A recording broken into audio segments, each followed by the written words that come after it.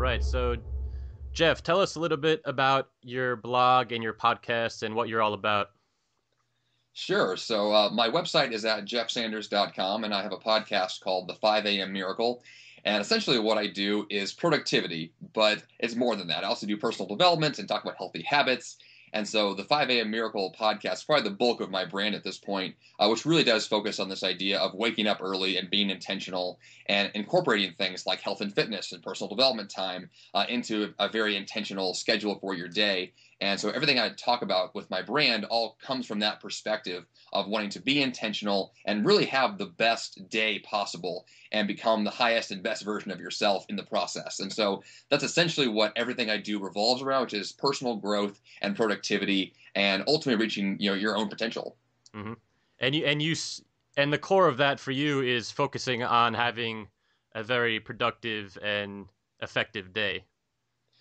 Yeah, so that's the bulk of my podcast does talk about this idea behind the 5 a.m. miracle being waking up early, having intention behind what you're doing and when you're doing it so that you can get the most energy out of your day so that the entire day can be very productive and very fulfilling for you because you've been intentional about it. You've scheduled the day in a very specific way that works best for you.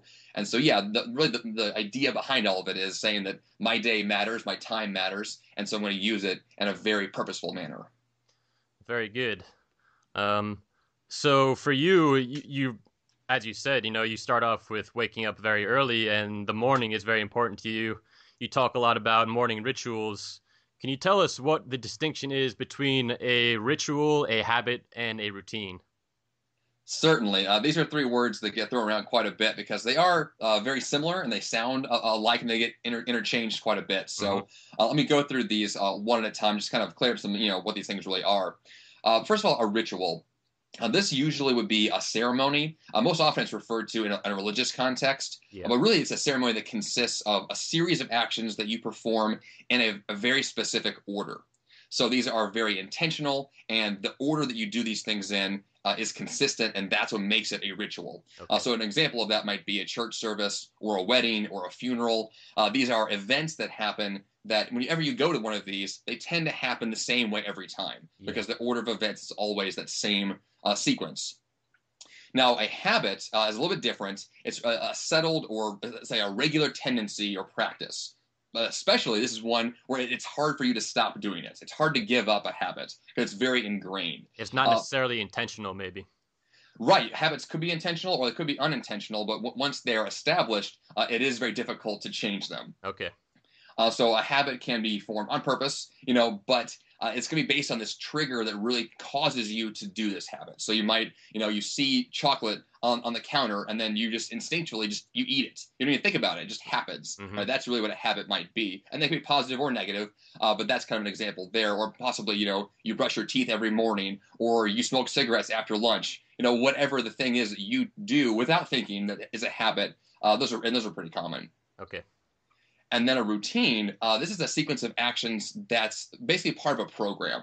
And then this is very similar to a ritual. So a routine, it sounds the same and they look the same, except that there's no emotion behind it. Okay. A routine is going to be something that it's kind of lifeless. You're not really into it. There's not a lot of meaning behind it. It's just like you do the same thing over and over and over again. Like you drive home from work in the same route every single day. And you don't ever change it up. It's just that routine that's happened over time. You buy the same gifts for the same people. You work out in the exact same program every single day, and it's boring and it's lifeless. It doesn't really have that real meaning behind it that a ritual might have. Okay, so the emotion and bringing the life into it and the purpose and all of that is really what makes the ritual what it is. Exactly. So that's what I focus on, with my brand 5 a.m. Miracle, this idea that a morning ritual is going to have a lot more of that meaning and purpose behind it because you've thought it through really well. Mm-hmm.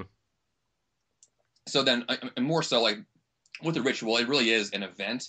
That's the way that I kind of picture it. So if I begin my morning with this idea that, this is like a ceremony, it's like an event that I'm going to, the order of events I do is very specific, and I make sure that I am intentional about not just what I'm doing, but when they happen and the order that they happen in, so that every morning I have that experience that I'm looking forward to, that I've over time perfected, and I've tweaked it, and I've adjusted it, and I've made changes to it to make it the best it could possibly be. And and it there's never gets boring. If it becomes a routine, then I definitely want to change it up to make sure it's always exciting and always has that real sense of enthusiasm attached to it, so I can get all those benefits as well. yeah, yeah. So you have the routine aspect of it, but you're also making sure that you're not just going through the motions, not just mechanically doing the routine of it. You're making sure that there's meaning and purpose and emotion and life. That's a big part of it. Yeah, and I do that mostly because in the past that didn't exist for me. Like Hmm. when I first, like in high school especially, and then again in college, I would wake up and be stressed out, and I would just run to work or run to class, whatever I was doing, and I was always just a mess. Like my morning routine was just stressful, it was chaotic, and it lacked a lot of that meaning and purpose, and didn't have that real sense of fulfillment behind it. So that's when I discovered this idea that I could make that morning routine more intentional. That's when I found the meaning and the purpose behind it. And now it has a lot of value in my life. And my life is, I think, better in many ways because of that. So that's why I put a lot of emphasis there on the ritual aspect to make it more meaningful. Very good. So when and how did you first realize the power of morning rituals? So for me, it was after college, probably about 3, 4, or 5 years ago, somewhere in that ballpark. It kind of slowly came into me. I began to train for marathons, and I Okay. found myself lacking the time for training that I'd really wanted to get in. And I kept postponing my workouts because I would schedule them after work. Yeah, yeah. But I just didn't have the time in the evenings. No one really does, right? We schedule these events late in the day. Well, then what happens? We get tired, we get stressed out, we get Hmm. distracted, and it's really hard to prioritize something late in the day. So that's why I switched and started saying, well, I'm going to run before work. And it was an experiment. I was like, we'll just see how this works. Yeah. And the very first time that I did this, it was like a magical experience. That's why I call this a 5 a.m. miracle. It was just such a cool thing that happened Hmm. because I realized I got a great response. Like my body responded well to it. I was excited about it. I felt really great at work that day. Like everything just kind of came together for me. I realized that not only just a morning workout's a good idea, but waking up early in general is a good idea. And I should prioritize that to get more of those benefits. Very cool. What was there any specific reason that you wanted to do the marathon? What made you want to do that? That came about some. I ran in college with a friend for a little while, and Hmm. we had started running together and decided to keep running further and further to see how far we could go. Yeah. And after about, I'd say about 3 or 4 months of us running together, he was talking to me one day. He's like, "Well, how about we just keep running farther and try to do a marathon one day?" I was like, "That's insane because I can only run like 4 or 5 miles without dying. Yeah. So, how can I do that?" But then I realized, like, well, why not? Let's just see what happens. And so it wasn't for another probably year and a half after that before I ran the first marathon, but with that idea got in my head and I couldn't let go of it. And I wanted to see like what's possible. Could I actually do this? And it turns out I can. So it was a lot of fun. Cool, cool. All right. So why are morning rituals so important, and why should the people listening in on this, why would they want to maintain their own morning rituals? It's a great question. And the reality is that a morning ritual is the foundation for your entire day. Hmm. So when your day starts off really well, the rest of your day is such a great chance to go well at the same time. Hmm. And so you want to begin the day with a solid foundation. That's the first and like most important point. Sort of building this momentum for the rest of the day.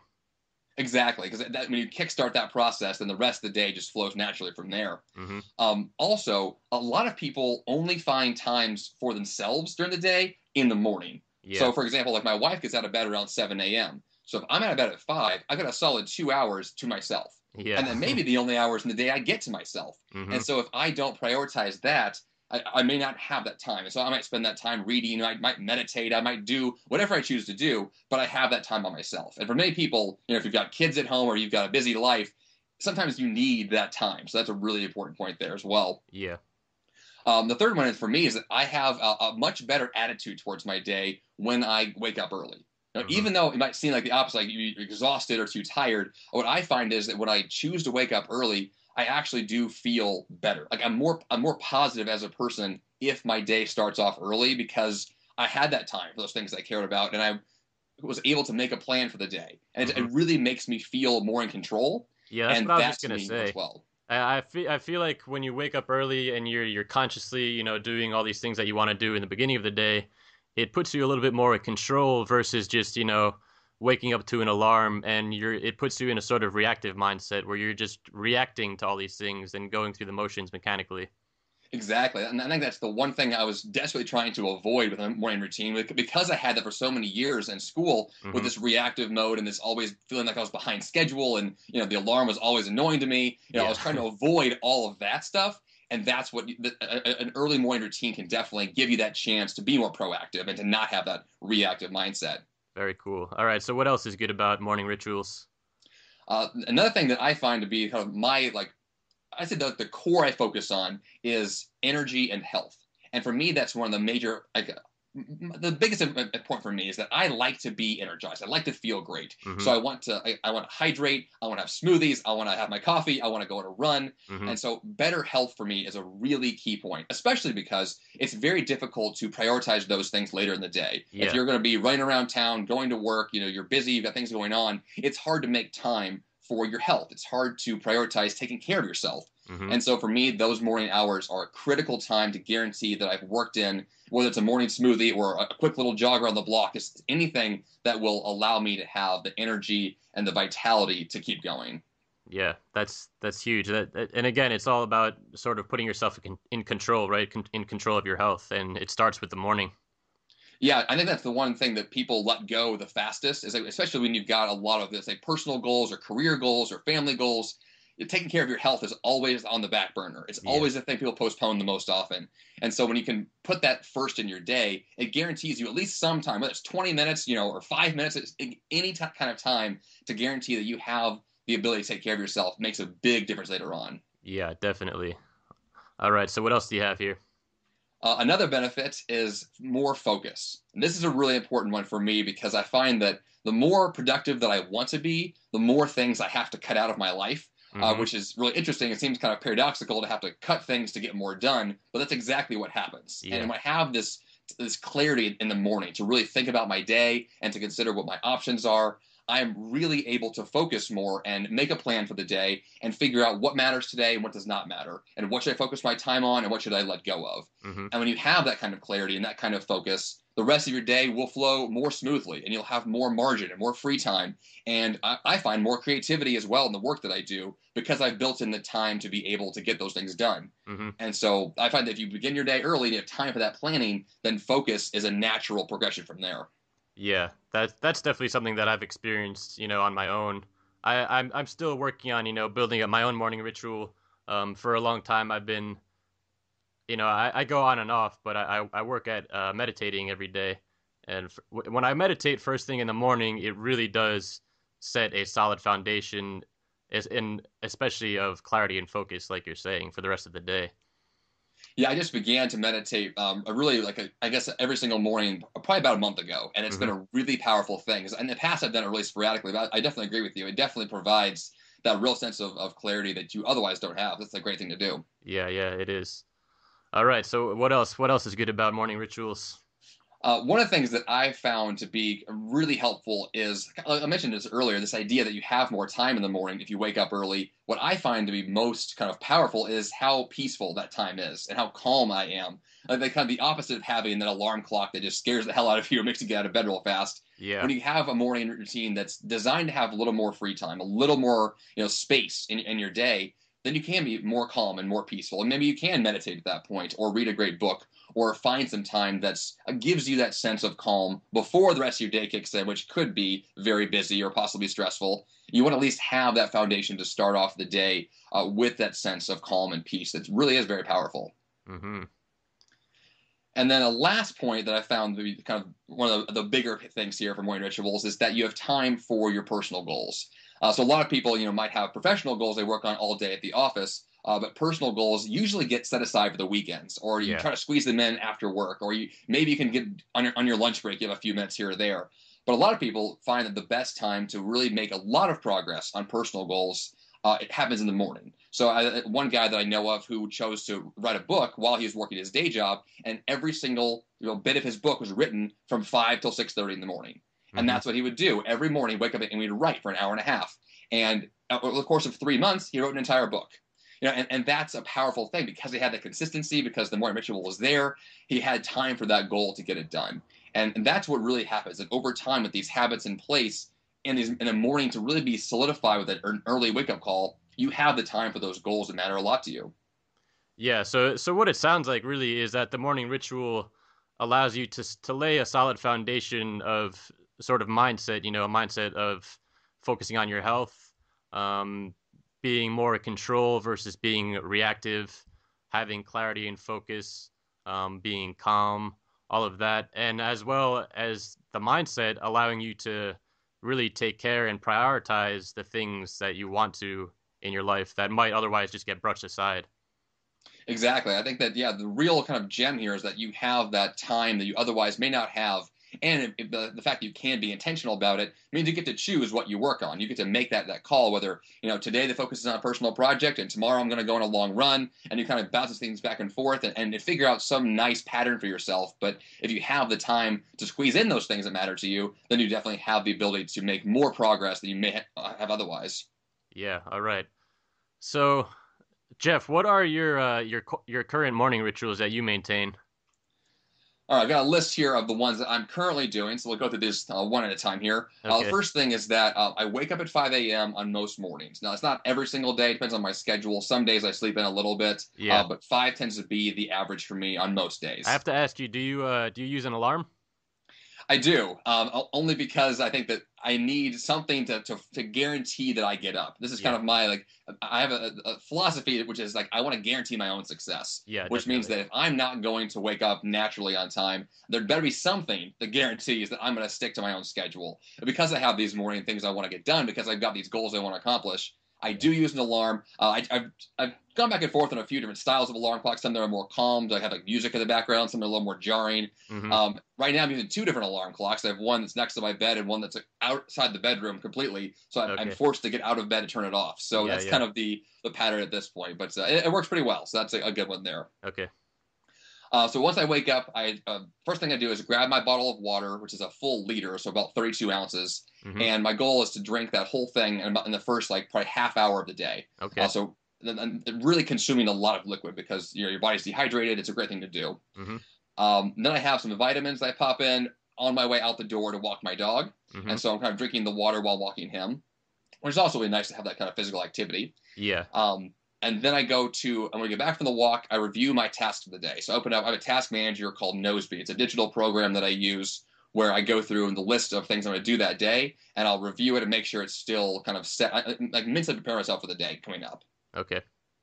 And then right after that, I do what I call like putting out my fires, which means I'm going to check my finances and my accounts. I look at my emails and my website stats. And Mm-hmm. so I'm checking for major problems. I'm not really going to respond to all the emails right away or like do anything important. What I'm checking for is, did anything crazy happen last night that I have to prepare for today? Yeah, yeah. Because I know a lot of people that like in the past, like I've had issues with my website crashing or, weird financial problems. And to be alerted to those early in the day is nice because then I have time to resolve those issues as fast as I can. So I do a quick little check-in on that. I don't spend too much time on that, as fast as I can, just make sure no problems are there. Yeah. And then I go on to my next stuff, which is then I meditate.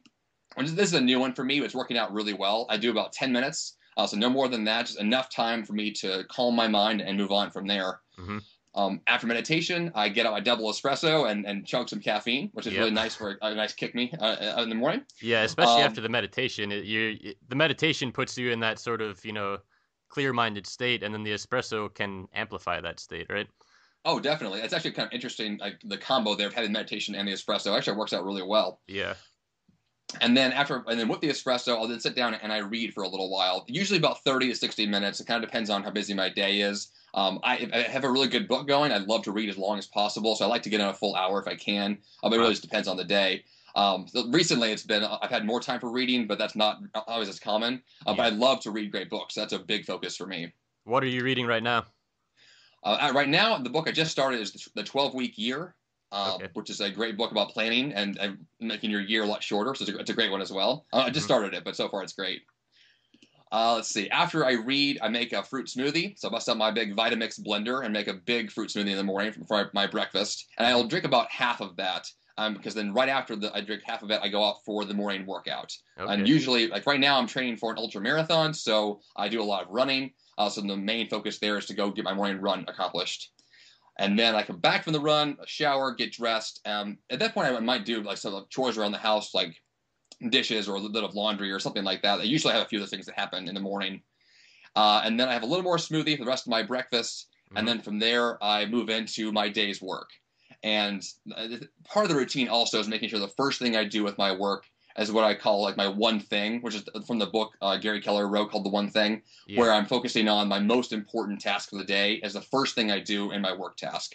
Which is also really great to do right after you work out because your brain's very alert and ready to go and you're much more energized. So I tend to flow right from the workout into that first major project.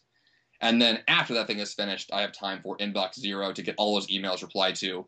And at that point in the day, it's usually around 11 or 12. So kind of the majority of my, or half my day at that point is over. So it's a very extensive morning routine. Yeah. That's a lot of stuff to put in. But I found that the more that I plan that whole thing out, the longer it gets, but I get such a great foundation in my day that the rest of it becomes extremely productive as well. And I keep the energy going and it works out really well. So that's my extensive morning routine, but that's the gist of it right there. Yeah. So it may seem like a lot, but it's all worth it, right?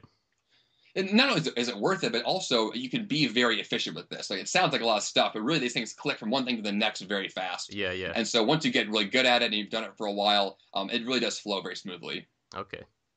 All right. So Jeff, other than simply, going through and doing it, do you have any sort of method for maintaining consistency with your morning rituals? I've gone back and forth on this one. For when I first started off, my morning rituals were all written down. I had a piece of paper I wrote them all on. And it was a very like drill sergeant specific kind of routine. So I had Yeah. literally like 5 o'clock, get up. Hmm. 5:02, drink some water. 5:05, take out the dog. It was a very specific list, and that was really helpful in the beginning. I Yeah, think I've it's done actually something similar to that. I actually write out the specific time that I want to do it. I think it's really great, especially in the beginning, to have that kind of intentionality behind it because it really does. It gives you structure. So because when you first wake up, and the most of us, especially me, like my brain's not fully awake yet. It Yeah. takes me a while to get engaged. But if Hmm. I have a structure that's already laid out for me, I can not think very much, but still be able to do the activities to get my day started. So I Yeah. really like the idea of having that kind of structure and if you're going to add anything new to your plan, like I'm always adjusting my morning routine. So whenever I make a change to it, I try to be as intentional as I can around when that will happen and what order it's going to happen in, just to make sure that I've got that structure in place so I don't miss it or make a mistake. Yeah, yeah. Uh, I think knowing what you're going to be doing the next morning, like you said, having to not think about it first thing in the morning makes a big difference. You can just sort of do it. Yeah, I think being on autopilot is actually a good thing in this case, especially if you're doing things that don't require a lot of brain power. I mean, Yeah. drinking water doesn't require a lot of brain cells, which is nice. You just Yeah, grab the yeah. water and drink it, which is great. So I try to make sure the first few activities are not mentally taxing, which usually works out pretty well. Hmm. So for today, though, I don't have as structured of a system because I've done it for such a long time. But I do have all of these routines listed out in my task manager in Nosby, so I can always refer back to that, and I'm always tweaking that whenever I want to make a change to it. Yeah. So at this point, I'll do an activity for as long as I feel like I need to do it, and then go on to the next one just until it's finished. But like I said, once you get in the pattern of doing these things, it's all in the back of your mind. You know it really well, and you just Yeah. go through the motions, but in a way that's still ritualistic and very meaningful at the same time. Yeah, yeah. And I also, whenever I can, I leave around reminders around my house if I have to. I love to kind of have physical reminders of stuff, not just digital only. Hmm. So if I have to remember to do the laundry today, I'll put like the dirty clothes like in the middle of the hallway so I can't miss them. Okay. Like things like that. Just like make it some things really obvious because if you, like people use it all the time, like a post-it note on the door as they're leaving the house, or put your keys somewhere where you're definitely not going to forget them. It's Yeah. things like that. I love to do those kinds of things just to make sure that like there's no way I'm going to not do these things that are important. I mean, even Yeah. they're silly and small things. It doesn't really matter. Just don't give yourself the chance to fail. That's Yeah, really the exactly. idea behind It's it. a little bit of effort to make sure you're going to do it. Exactly. And I think that's for me, especially when your day is really busy, it's like anything you can possibly do to make your day easier is definitely a good thing to do. So you want to incorporate that as often as you can. Yeah, I agree. And then also, I guess with my reminders or my rituals as well, I have a system in place that I've used for about a year and a half now, which is called my weekly review. And in that process, at least once a week, I go through and I look over the morning routine and I basically analyze it. I find out like what was good last week, what was bad, how can I make a change for next week. And so I'm always reminding myself that the rituals and these routines are important and they matter to me. And so how can I make them the best they could possibly be? And Hmm. so I want to make sure I'm reviewing those on a consistent basis to guarantee that I have the chance to improve those. I also meet with an accountability partner once a week as well. So the two of us will go through our own lists and make sure that each other is doing what we said we're going to do, which I Hmm. find to be very helpful. So if you can find a person to work with, that's a really good thing to do as well. Yeah, I think that's huge. The accountability is huge, and I think also especially taking the time to look back and see where you can improve on anything, right? That's gonna make sure you're constantly growing and improving. Yeah, I also think that you want to make sure that the rituals that you're doing are it's like a living and breathing activity. Like, it's not like a finite thing that you create once and walk away from. It Yeah, really is something you're always going to be evolving and changing and growing. And so, any chance to review that process and make it better, I definitely want to do that whenever I can. yeah, definitely. All right, is there anything else that you have? The only other thing that I like to do also is I have a thing called a habits tracker, which is a very simple Excel spreadsheet, which literally just says like, here are the habits that I want to make sure that I'm doing every day, and I Hmm. track those on the spreadsheet. So once a day, I'll go through and update what I did in the last 24 hours just to make sure that I can have a record of those, Hmm. which also is a part of the review as well at the end of the week. And I'll look back through that same list and ask myself like, which habits did I do well on, which ones did I miss, so the next week I can ask myself, well, how can I incorporate, more of the positive habits that I wanted to stick to, or avoid the negative habits I'm trying not to do anymore. And so that's a really important part, especially in regards to the morning routine, because that's when a lot of these habits take place for me. So meditation, like I said, is a new thing for me. So Yeah. that's been on the list recently. I monitor that very closely to make sure I'm always getting that one done, because it's a new habit. So I want to make sure it sticks for the long run. And Yeah. so that's one that I monitor very closely.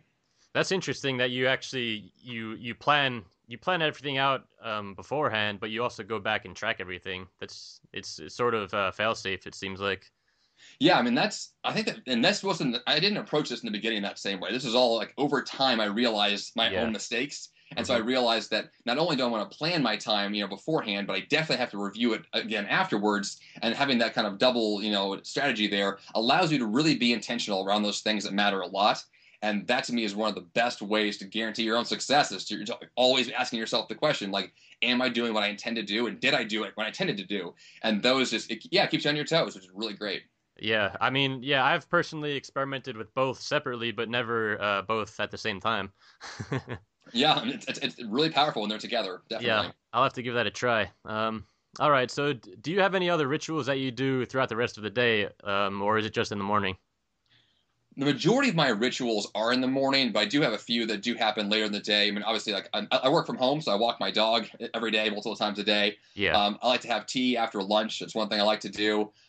Mostly for me, though, is in terms of like being productive. I do inbox zero with my emails to make sure I clear out all my emails at least 3 times a day. So I'll Okay. do it once after my first major project. I do it again, usually right before dinner, and then one more time before bed. So I've got like just guaranteeing that I've seen all my emails and responded to those every day, which is really helpful for being productive and to feeling like your day, is at least has some closure there. To know Yeah. all your emails are responded to is it's a very like psychologically good thing to do. Yeah. I think, Helps like me you a said, lot. the closure aspect of it is big.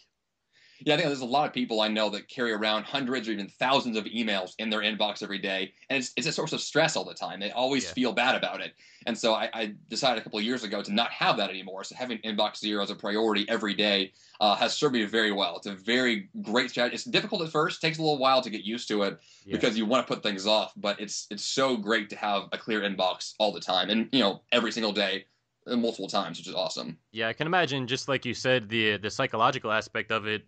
It's kind of like having debt. Just having that sort of weight on your, hanging over your head constantly. It's probably very refreshing to not have that. Yeah, I mean, there's things in life that people tend to carry around with them. I know that email affects everybody, and it's one thing that we're all always checking and always worrying about. And so, if you can just guarantee some time in your schedule to take care of that, then that fear can disappear. You can just take care of it and move on with your next project, and then you're more present in your next activity, and you can stop thinking about it. And yeah, I find it to be very helpful. Yeah, that's a good one. So then also in my day, another thing that I make sure that I do as far as a ritual is that I stop all of my work at 8 p.m. every night. And this is a really important part to guarantee that I get to bed on time. Yeah. Because if you have an early morning that you want to make sure you're getting up for and you've had enough rest for, you have to go to bed on time. Yeah. And so for me, that means I have to stop work by 8 so I can be asleep by 9 or 9:30. Okay. So I turn off the TV, I turn off the computer, I turn off my phone, I turn off my iPad, like all the technology, like everything gets turned off so that I can usually at that point I'll just take a shower, read a book, and go to bed. Like make things very simplistic, very low key, so that my mind is ready to sleep when it actually starts. And that's been very helpful. It's hard to do sometimes because I have so many things I want to do, and occasionally I'm really wide awake at 8 o'clock. But like it doesn't really matter. Like I have to force myself to just stop the day and move on. Which is, and when you're a really productive person or a type A personality or you're a high achiever, you've got all these ideas, but it's too exhausting, I found, to try to do all those things late at night and then have no sleep and wake up and do it all over again. Over time, that just doesn't fly. Yeah, I mean, sleep and balance is a big, huge part of it. If you're staying up all night working, then it's just gonna take away from the next day and the following day, right?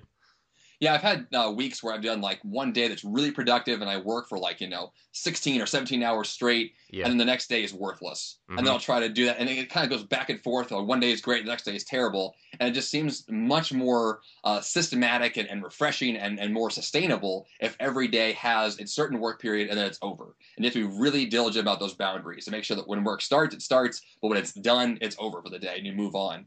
Because without that, yeah, you do lose your sanity, you lose your sleep, you lose the rhythm that's really great about having those routines in the morning.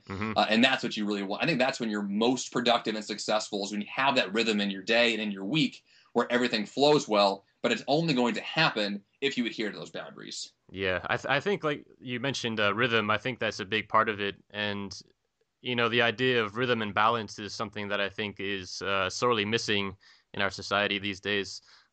So anything that we could do to further maintain that balance is really important, I think. Yeah, especially when you consider the fact that we're all so connected. You've got so many different devices you could possibly be looking at all the time. To have a time where you say that these are all getting turned off, it gives you a real refreshing sense of calm that you just otherwise don't really have. At least for me, especially, like if I can turn off my phone, then no one's texting me, no one's calling me, and there's no emails to check. It really gives that sense of like, okay, now I can just focus on the next thing, which is not going to involve all the dings and pings and all the craziness. And so it's really important to have that integrated into your life so you can have that rhythm and have those boundaries established, which is really the best way, I think, to be more productive and successful in the long run. Yeah, definitely. I couldn't agree more. All right, so is there anything else you have to say about rituals?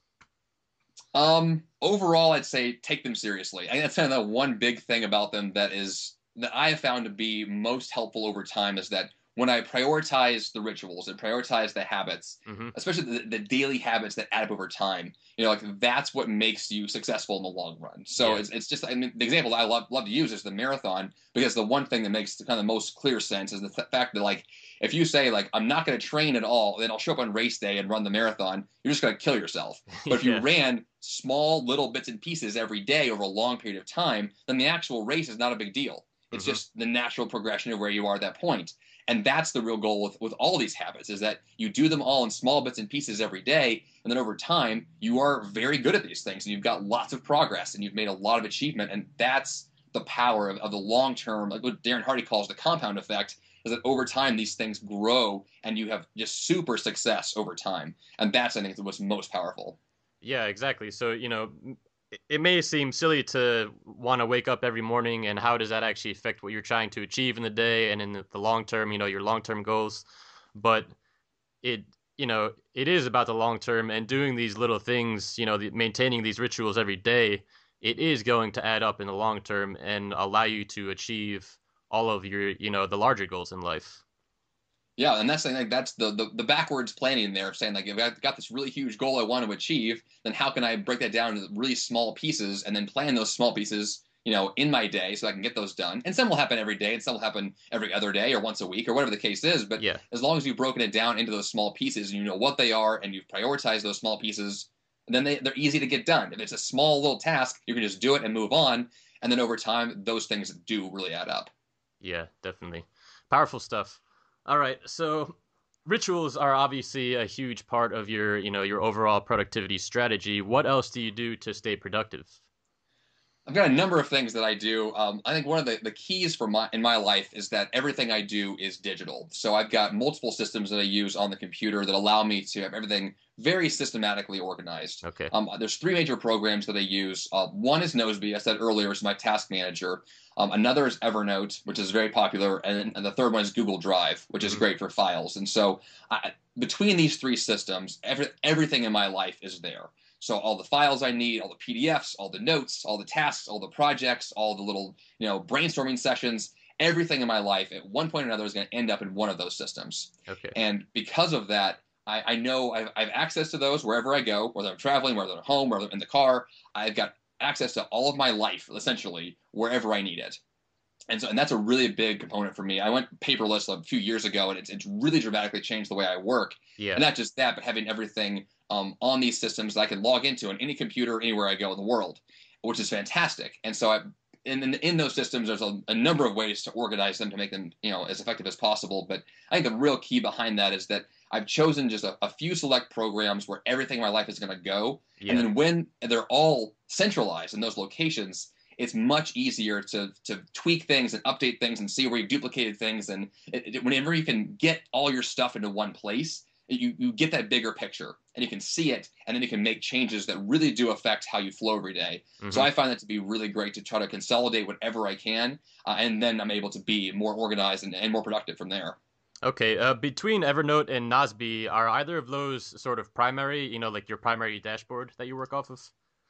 Well, they both serve different purposes. So Mm-hmm. Nozbe works really well for my day-to-day tasks. So if I'm going to ask myself what's up next in my today's agenda, I'm going to look into Nozbe and see what that task is. Okay. But let's say that the next task in there is to say, work on a blog post for my blog for tomorrow. Yeah. Well, then I'll go to Evernote and I'll look at my section I have for blogging and look at all my notes I have. That's where I'm going to keep my list of like blog post ideas. It's where I'll have research done. And so I'll do my work inside of Evernote. But I got to that because of Nozbe telling me what to do next. So that's kind of the idea. That's how I work with those. And they work back and forth. And they do synchronize. So a little kind of background technology there make that happen. But yeah. You can find ways to make these things talk if you want to. But the real key here is that you know what you're going to do next based on your task list. And then you have a place to go to actually get that work done. Okay, very cool. Makes a lot of sense. So you have a very systematic structure in place, it sounds like. And this took a long time to get to. This has been years of tweaking and testing and trying all kinds of systems. And these things do change over time. But yeah. These three systems I'm using now, I've been using consistently for the last 2 years, which is the longest I've ever had anything, I think, at this point. But it's been really awesome to have everything centralized in those systems because they really do work well, especially when you have that sense of just like, this is what I do, and deciding ahead of time, this is how I'm going to organize my life, and here's where things are going to go. And when you have that kind of clarity, that when new things show up, you know where to put it. You know where it's going to go. And it saves you tons of time. Otherwise, you look at something new that comes in, like a new email or a new document, and just wonder, well, where does this go? That will kill so much time. So knowing where things belong is really helpful. Yeah, I mean, basically allowing yourself to really focus on the things that matter, right? I mean, it's kind of silly to think about how much time and energy is lost on, inefficiency.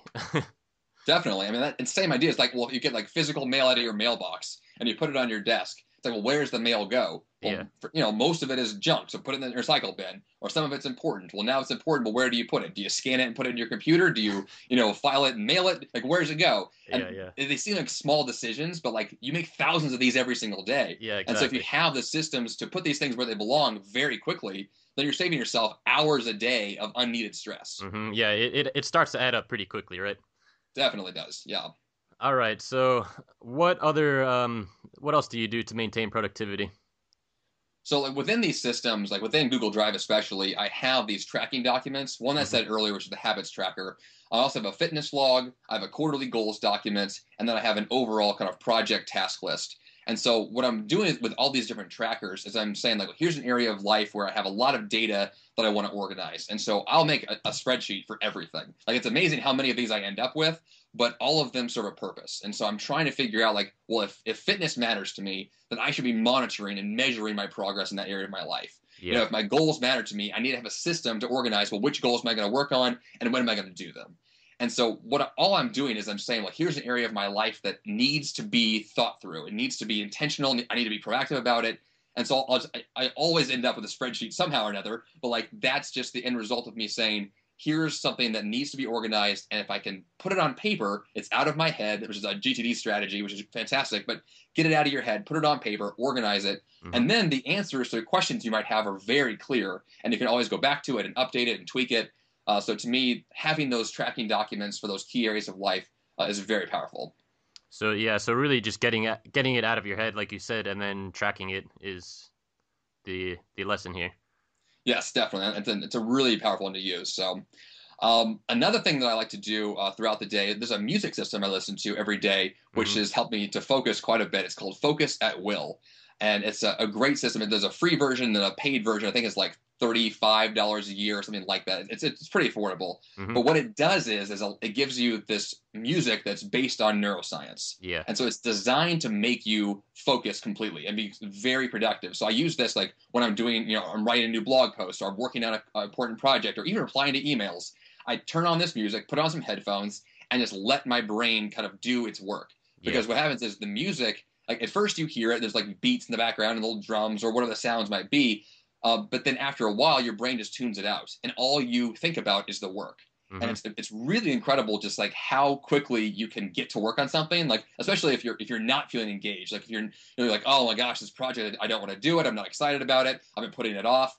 Like for me, if I put on the headphones and turn on the music, I just get to work immediately. It's really kind of like a trigger for me that causes me to start doing the work, which is also very powerful. Yeah, I've used Focus at Will. Also, another thing I do sometimes is I'll just go onto YouTube and put in the search bar like classical music or relaxing music or something. Or there's even people who make study playlists, and there is something very powerful about just having the music on. I think I read on Focus at Will they talk about it as sort of like the coffee shop effect, where having the music on sort of puts your mind at ease. It sort of gives your mind something to focus on to sort of distract your mind. Whereas if you're just sitting in in your office by yourself in quiet, your mind can start to race around and get lost in thought. Whereas the music sort of calms your mind a little bit. Yeah, I think it's there's like subconscious level of your mind that's always like listening to things in the background. Yeah, So I know that exactly. like if I am working on something, if it's a quiet room and I'm working, I'm gonna hear whatever's going on in my house, Yeah. like whatever little noise is happening. But the music turned on, not only do I not hear it, but my brain doesn't really care about it as much, which is really interesting. And so yeah, I really am able to focus a lot more. Yeah, I mean, it may seem like a small thing, but I do think the music is something very powerful that people can use to stay more productive. And I will say that the kind of music that you choose is also really important Yeah, yeah, definitely. because my wife can't stand any music that involves drums. Like she hears the drum and all she hears is a beat, and she can't Yeah, think of anything but the beat. So she'll listen to music like the coffee shop music. She has that, or sounds of the ocean, or something else that's just like totally different. But that gets her to focus. And so like finding that ideal system is what's best. And so once you find it though, like I got this one station I focus at will at a certain tempo, and I turn that exact station on, I am just like a rock star and get so much work done. And so that's what I tend to lean towards. And now that I have that, it really is just like this amazing ability to just turn it on and get started. yeah, very cool. And yeah, the type of music definitely does make a difference. I don't think pop music is gonna help you be more focused. Right. Great for a party, but not for getting work done. Yeah, yeah. Very true. All right, so what else do you do to stay productive? So during the day, one thing I definitely want to focus on is cutting distractions. Kind of like this idea of using the music. I also do things that are very simple, like I turn off my cell phone, I turn off my email program, I turn off the TV. In fact, recently my wife and I cut our cable TV completely, so there's no actual cable TV anymore. So we're looking for ways always to say like, how can we make sure that the things that don't matter right now are turned off and put away and stored so that when I need those things, I can go get them. But while I'm doing this specific activity, I only want to have what I need and nothing else. And having that idea behind it really says, like, well, let's say that you're studying for a final in college. Like, I found that my senior year, I discovered the library for the first time, which is way late in college to discover the library. But, like, what I would do is I would go to the library. They had this little cubby section where it was just like this dimly lit area with a little desk like in the corner where no one is. And so I would go to these like really, really secluded areas, and I could work for hours and get more done in like 3 hours than I would ever got done in a whole week of trying to study, like, with friends around and music playing and so much happening. And these very simple strategies to like seclude yourself, go to the right environment, cut the distractions, make sure you're focusing on one thing. When you combine all those things together, like you really can get not only more work done, but the quality improves like crazy as well, which I Hmm. find just so awesome to be able to do. Yeah, definitely. I find when I go out to a coffee shop and exactly just focus on what I want to do, there's no distractions there. versus even when I'm at home, it might not seem like there's a lot of distractions here, but you can really when you don't want to be when you feel like being distracted, you could find anything to distract you, right? Like just Oh, totally. going back and Yes. forth to the fridge or something like that. Yeah, I mean, they're always there. If you want to be distracted, you definitely can find something to do. So, yes, it's definitely important to cut those things out. Yeah, yeah. I think Tim Ferriss has talked about what does he say? I think he talks about how he has a not to do list instead of a to do list. Yeah, which is also really great. I mean, if you can find those things that will get you off track and make sure you're not doing those, that's very good. Yeah, I recently deleted my Facebook account for that exact reason. I just find myself using it for you know much longer than I really need it to be doing. Yeah, actually, I installed a program to block myself from social media during the day. So Hmm. I can't look at Facebook or Twitter or Instagram or anything like that while I'm working. So, I mean, yeah, whatever you have to do to force yourself to get to work, it's definitely a good thing to do. All right, so cut down on the distractions. Definitely. All right, what else do you have here? Another thing that I use is that, because I have my wife at home a lot, she works from home occasionally. One thing I love to do is I talk to her every day as much as I can about what her schedule looks like and what she's doing. I think this is really important whenever you have a roommate or if someone you live with or someone or in the office, people you work with. Yeah. Talking to them about your schedule is extremely important to guarantee that you're going to have the time you need to work on what matters to you. Hmm. So what I love to do is be able to say like, okay, I need like me time for like 2 hours, so don't distract me. Leave me alone. I'm gonna get my work done, and then we can hang out afterwards. Yeah. And having those kinds of discussions as often as possible gives you the time you need to make sure you're going to get your work done. Because otherwise, if the policy is, just come talk to me whenever you feel like it, then they do. And then you never get anything done. You're always pulled away from your work, and it feels like you're never going to get your work done because you're not getting it done, and that's the problem. And so Mm. you want to be able to have those discussions to make sure that everybody's on the same page about how everyone is going to work in the best manner possible. Yeah, so I mean, it sounds like you're again just maintaining some sort of structure within the communication and how you're spending your time, versus just like you said, if you just let your wife, for example, allow her to talk to you at any time and hang out or whatever throughout the day, you're gonna end up not being productive and not really spending the time how you want to be with your wife. Yeah, exactly. I think that also having those boundaries between like here's work time and here's hangout time allows you to be more present with what you're doing. So if you're very Exactly. present with your work and you're able to focus on it, then like I said before, your quality can improve and you get more done. And then when the work is over, it's time to hang out with your wife or your friends or whoever. Then you can just be present and hang out and actually be social and be fun and not have work on your mind the whole time. Because the worst thing to do is like to be one place but always be mentally somewhere else. It Yeah. makes life very difficult to ever experience anything fully. And so that's why I like to have those boundaries to make sure that when I'm doing one thing, that's all I'm doing. Yeah, that's huge. So communicate about your schedule and your time and what you're doing and set up boundaries. Yes, exactly. All right. So what else do you do here? I've got one more big one that I'd like to do every single day to make me as productive as possible, which is kind of seems ironic, but what I love to do is guarantee every day that I work out.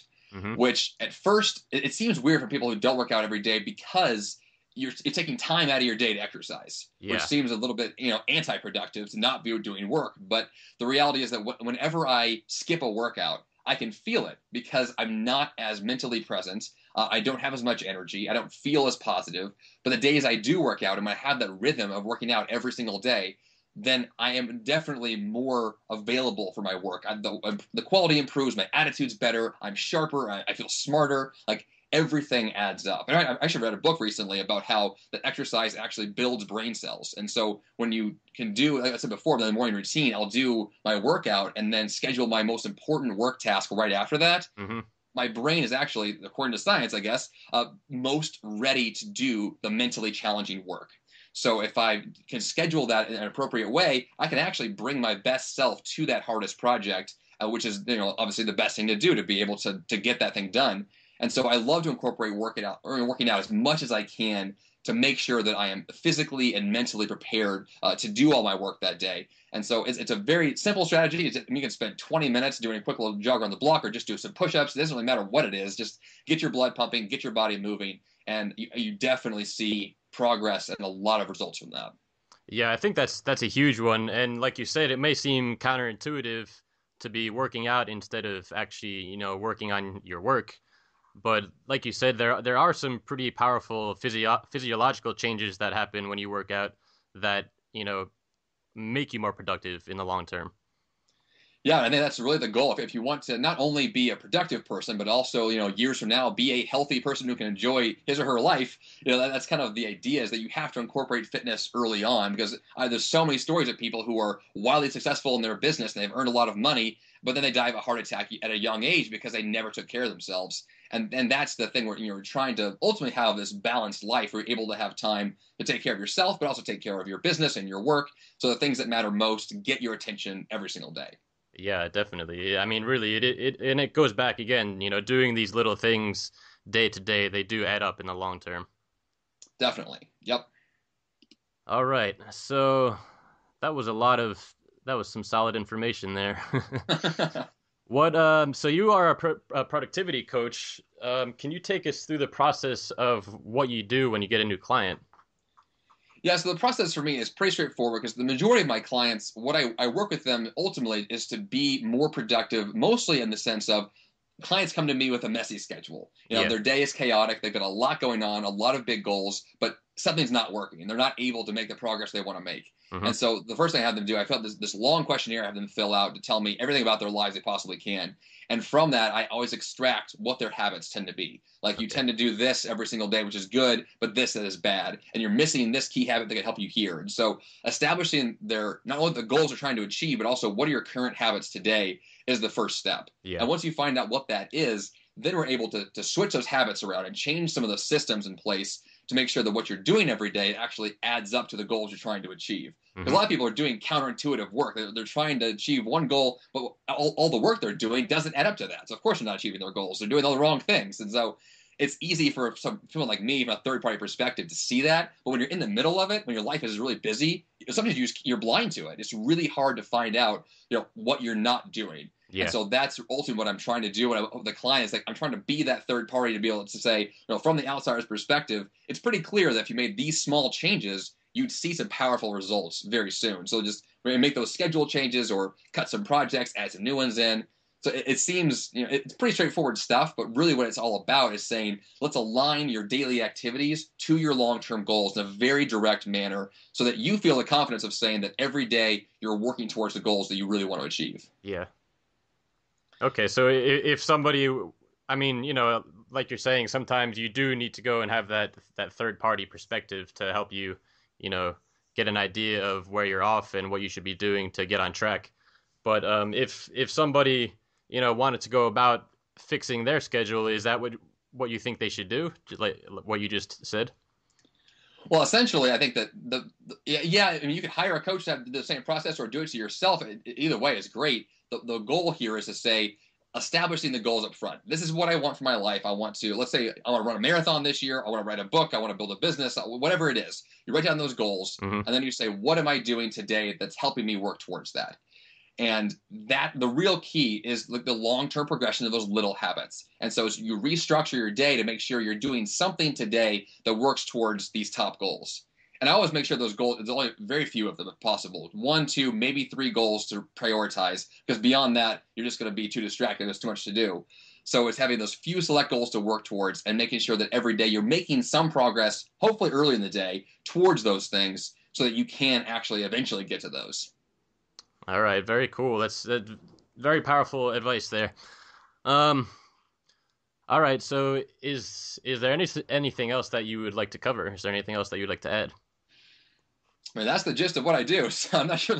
I said a lot of stuff there really fast. So I'm not. I think that's basically it. Unless you have other questions you want to ask me, that's the gist of it. No, I think that was great, and I mean we actually did end up going up to an hour, but you talked really fast. That was some really solid stuff. Good. Good. Yeah, I do like to talk fast on fire, but I just it's exciting stuff. So. No, no, that was perfect.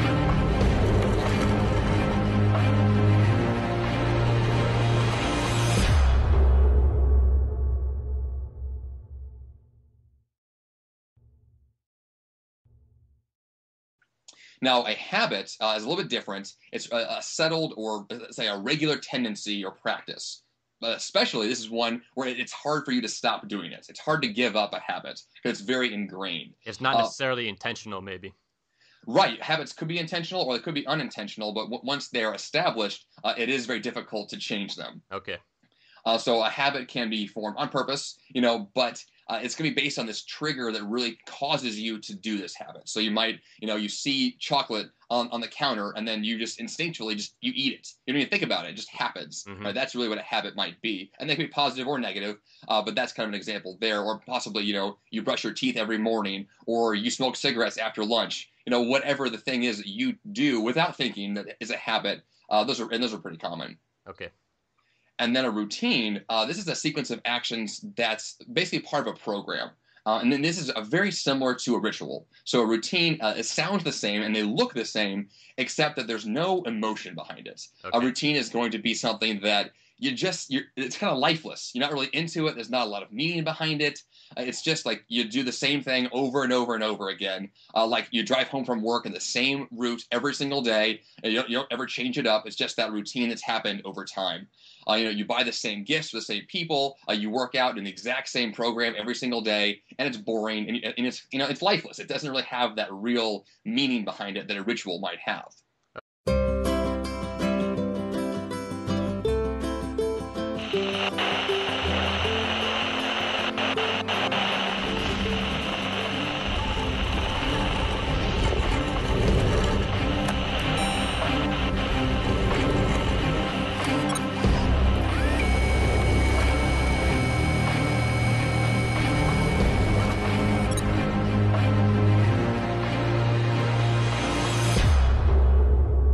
All right. So, Jeff, tell us a little bit about your blog and your podcast and what you're all about. Sure. So my website is at jeffsanders.com, and I have a podcast called The 5 a.m. Miracle. And essentially what I do is productivity, but it's more than that. I also do personal development and talk about healthy habits. And so the 5 a.m. Miracle podcast is probably the bulk of my brand at this point, which really does focus on this idea of waking up early and being intentional and incorporating things like health and fitness and personal development time into a very intentional schedule for your day. And so everything I talk about with my brand all comes from that perspective of wanting to be intentional and really have the best day possible and become the highest and best version of yourself in the process. And so that's essentially what everything I do revolves around, which is personal growth and productivity and ultimately reaching, your own potential. Mm-hmm. And the core of that for you is focusing on having a very productive and effective day.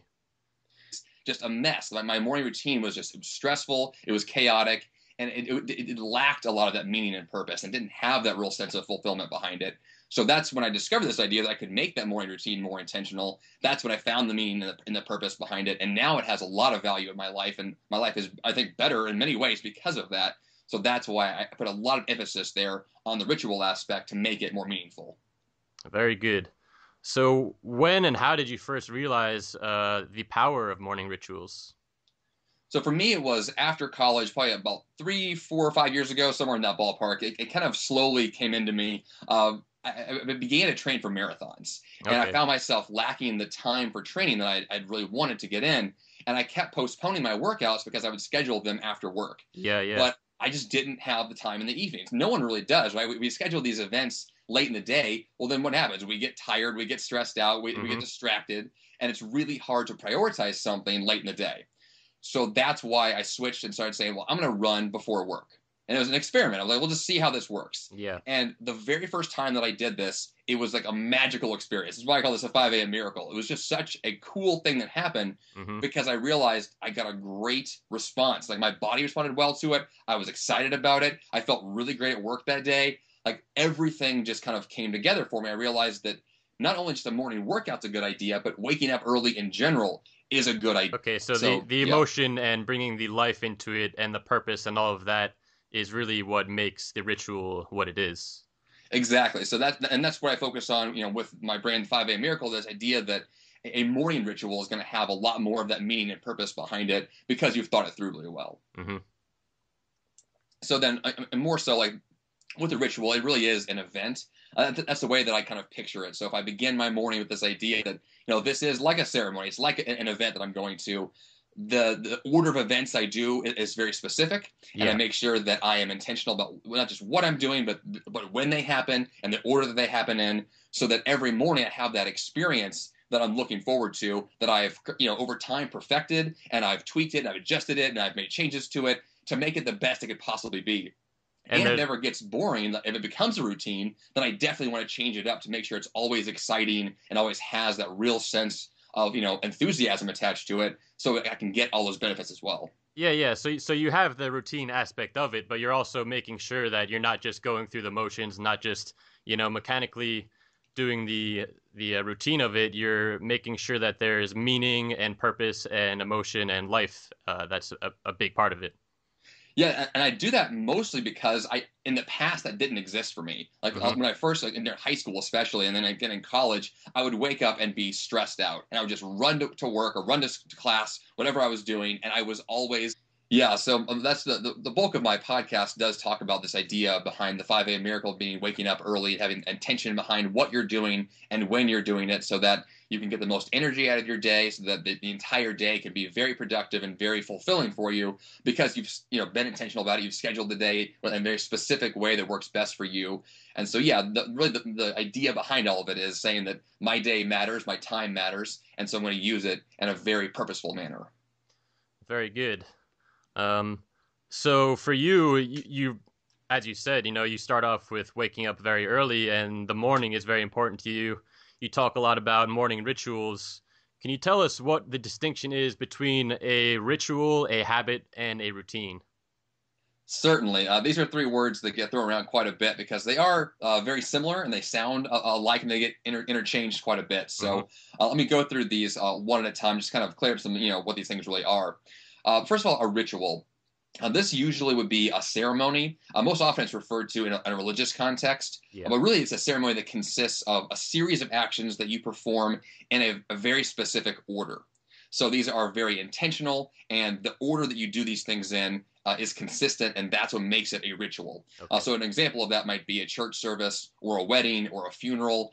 These are events that happen that whenever you go to one of these, they tend to happen the same way every time Yeah. because the order of events is always that same sequence.